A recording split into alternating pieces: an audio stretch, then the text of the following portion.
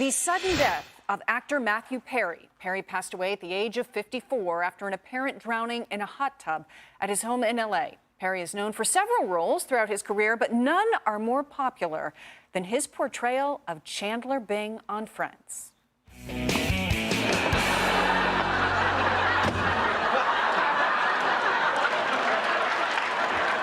Hold on. There's something different. I went to that tanning place your wife suggested. Was that place The Sun? Friends was a huge hit in the 90s and recently became popular again when reruns started airing during COVID. And Chandler always had everybody laughing.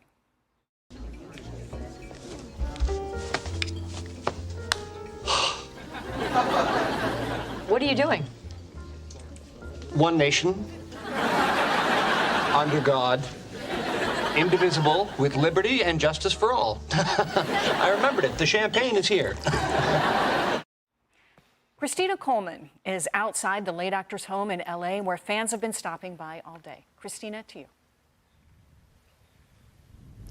Hi, yeah, just hearing those clips, he was so funny, so witty and smart. People just loved his comedy. We are live in front of his home here in the Pacific Palisades near Malibu. People have been dropping by all day, his fans coming and bringing flowers, just paying tribute to this actor, just such a TV icon. And take a look at this video. This video is from TMZ. It shows Perry's parents arriving at his house. His family says they are heartbroken by the tragic loss of their beloved son and brother, and that Matthew brought so much joy to the world, both as an actor and friend.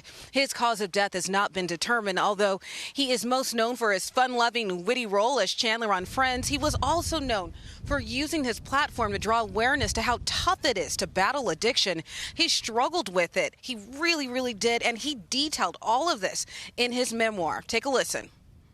The best thing about me, bar none, is if somebody comes up to me and says, I can't stop drinking, can you help me?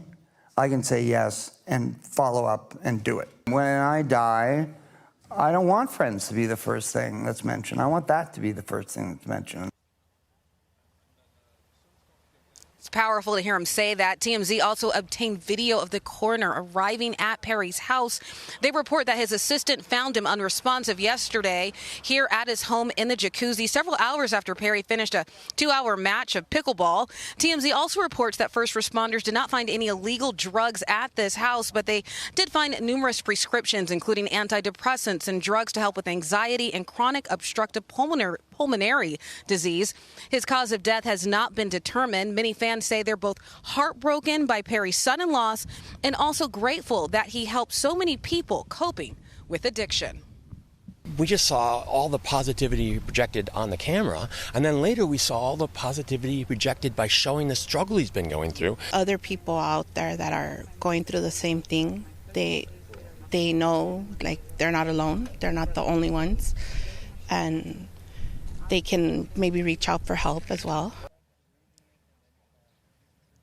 Again, authorities have not determined a cause of death in this case. They do not suspect any foul play, and LAPD is still investigating. Back to you.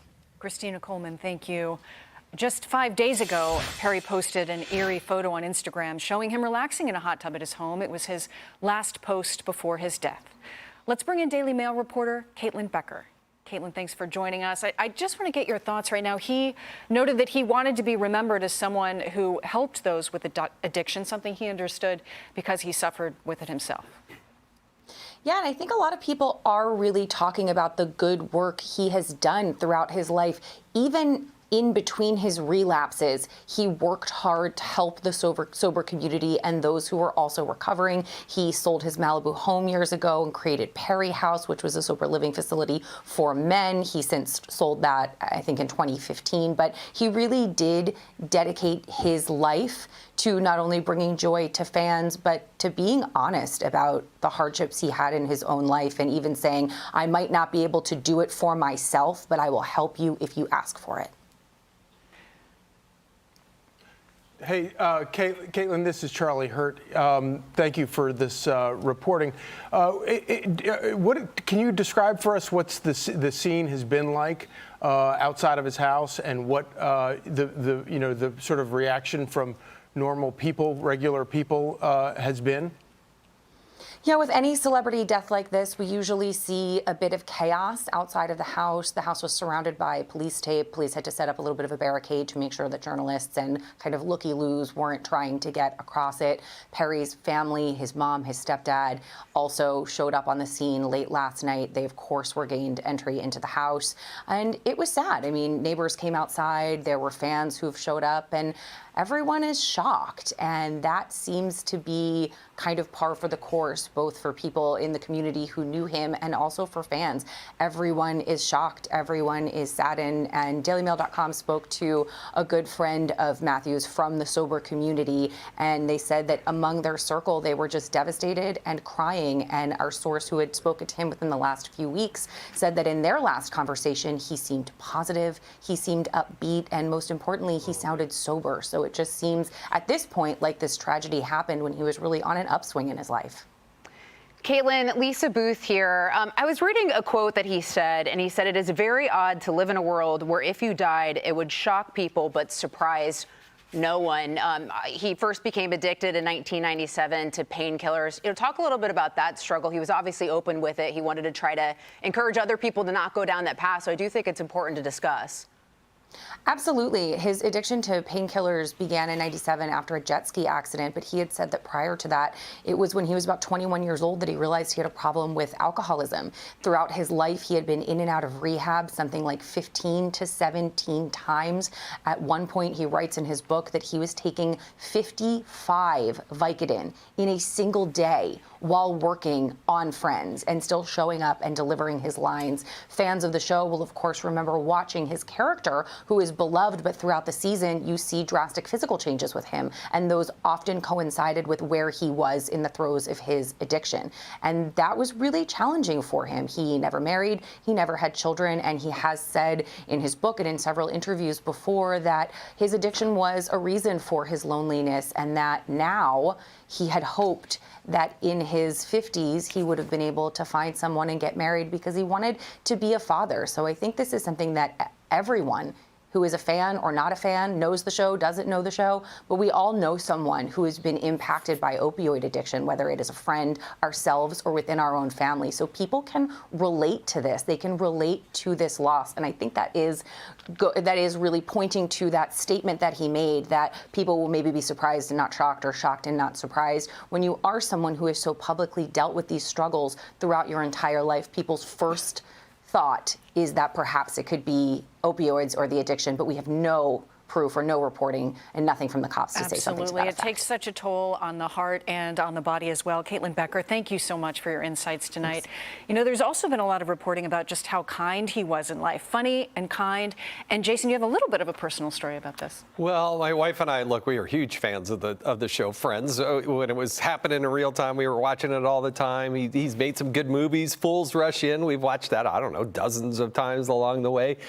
We also happen to have a good friend, a very good friend of ours, who was a writer or producer on more than 100 shows of Friends. And every time we ever talked to him, if something came up about Friends, he had nothing but good things, fun things, positive things to say about Matthew Perry. He really did like the guy, was still working with him, still communicated with him. I sent him a note today just saying, you know, there's so many people that were touched by him in a positive way. He did so many things to put smiles on people's face.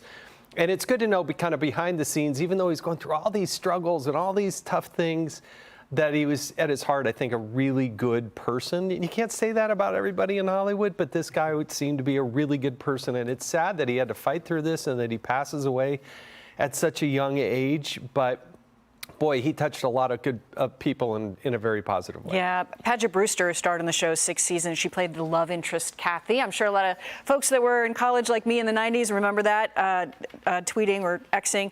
I'm so very sad to hear about Matthew Perry. He was lovely to me on Friends, and every time I saw him in the decades after, please read his book. It was his legacy to help. And the book was titled Friends, Lovers, and the Big Terrible Thing, and lots in there. And I think even if you weren't a big Friends fan, you couldn't help but in reading the stories about his life over the last few years as he documented in his book, it was just gut-wrenching, the struggles that he went through. And I think, it's probably a wise reminder that you never know what somebody is going through.